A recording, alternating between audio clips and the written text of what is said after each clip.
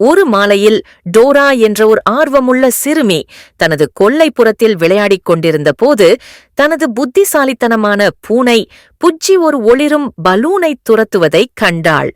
Balloon திடீரென்று பெரிதாகி மேலும் பெரிதாகி இருவரையும் வானத்தில் தூக்கிச் சென்றது. மியாவ், இது வழக்கமான பலூன் அல்ல, புஜ்ஜி சத்தமிட்டார்.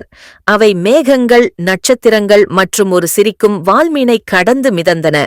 விரைவில் அவை சந்திர கிராமத்தில் தரையிறங்கின. சந்திர எலிகள் ஹெல்மெட் அணிந்து பாப்காரன் போல குதித்த ஒரு பளபளப்பான சிறிய இடம்.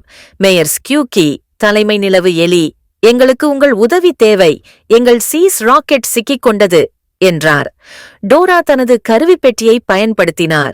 புஜ்ஜி தனது மீசையை பயன்படுத்தி ராக்கெட்டை மீண்டும் வேலை செய்ய கூச்சலிட்டார். அனைவரும் உற்சாகப்படுத்தினர்.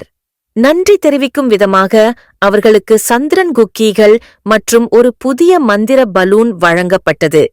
வி என்ற ஒரு வார்த்தையுடன்